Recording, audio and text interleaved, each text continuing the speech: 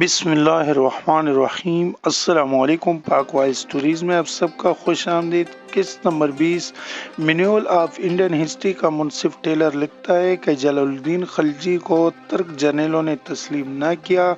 وہ پے در پے بغاوتوں اور عمر رسیدہ ہونے کی وجہ سے دن بدن کمزور ہوتا گیا۔ 20 جولائی 1292 عیسوی کے دن علاء الدین نے ایک سازش کے ذریعے سلطان کو قتل کروا دیا اور خود تخت نشین ہو گیا۔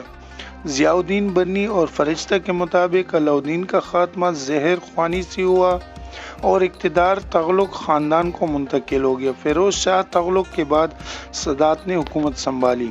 اس دور میں تیمور نے ہندوستان پر حملہ کیا اور دلی کی اینٹ سی اینٹ بجا دی۔ سادات کی ناکام حکمرانی نے ہر شعبہ زندگی کو متاثر کیا۔ 1316 میں سید خضر خان حکمران بنا، جس کے بعد مبارک شاہ، محمد شاہ اور علاء الدین شاہ حکمران رہے اور عیش و عشرت کے علاوہ عوام کی فلاح و بہبود کا کوئی کام نہ کیا۔ یہ لوگ محمد شاہ رنگیلا سے بڑھ کر رنگیلے اور امور سلطنت سے غافل تھے۔ باوجود اپنی نااہلیوں اور نالائقوں کی یہ خاندان 1316 سے 1357 تک 37 حکمران رہا۔ سلطنت دلی کا پہلا افغان حکمران بلاول لودھی 1451 میں براسرار اقتدار ہوا۔ علاء الدین عالم شاہ کے وزیر حمید خان نے افغان لودھی قبیلے کے سردار کو فوج کشی کی دعوت دی۔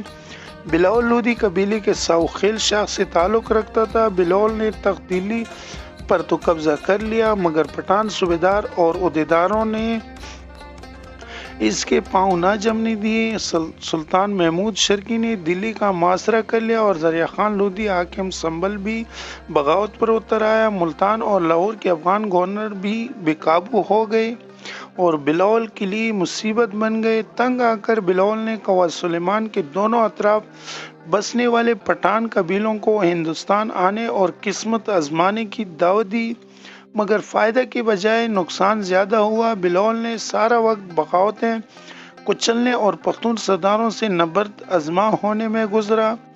ان حالات کے باوجود وہ 39 سال تک حکمران رہے۔ بلاول کی وفات کے بعد اس کا تیسرا بیٹا نظام خان سکندر لودھی تخت نشین ہوا۔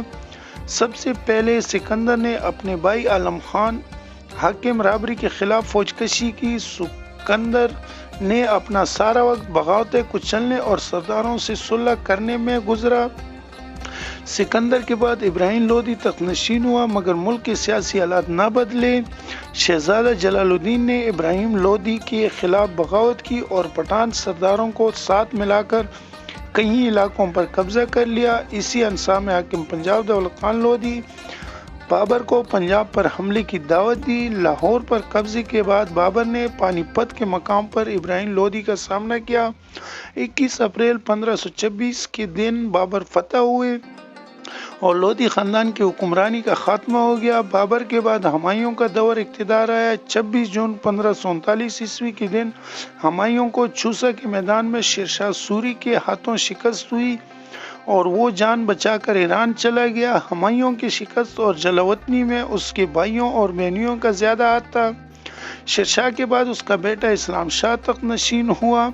سلیم شاہ انتہائی چالاک اور شفاق حکمران تھا۔ جیسا کہ پچھلے باب میں ذکر ہو چکا ہے کہ حاکم پنجاب و ملتان ہیبت خان نیازی حاکم جو نپور عیسیٰ خان نیازی اور شیر شاہ کے دست راست خواص خان نے سلیم خان کے خلاف بغاوت کی، جس کی وجہ سے اس کی گرفت کمزور ہو گئی۔ سلیم خان کی کمزوریوں سے فائدہ اٹھا کر ہمایوں واپس آیا اور سرہند کی لڑائی میں سلیم خان کو شکست دے کر سوری حکمرانی کا خاتمہ کر دیا۔ وہ 15 سال جلاوطنی کے بعد دسمبر 1554 میں پہلے پشاور پر حملہ آور ہوئے اور دریائے سندھ تک کا علاقہ فتح کر لیا۔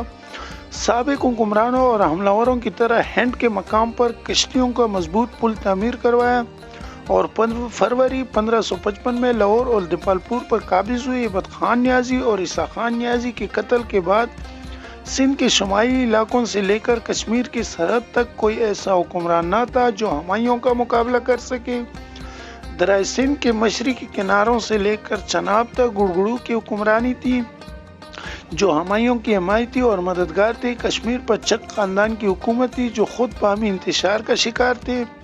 باقی اسٹوری اگلی قسط میں دیکھنے کے لیے ہمارے چینل کو سبسکرائب کر لیں اور بیل نوٹیفیکیشن کو آن کر لیں تاکہ اگلا قسط آپ تک بآسانی پہنچے۔ امید ہے آپ لوگوں کو یہ اسٹوری کا قسط پسند آیا ہوگا۔ اگر پسند آیا تو ویڈیو کو لائک کر لیں، کمنٹ میں اپنے رائے کا اظہار ضرور کر لینا۔ اگلے قسط میں پھر انشاءاللہ ملاقات ہوگی۔ اللہ حافظ۔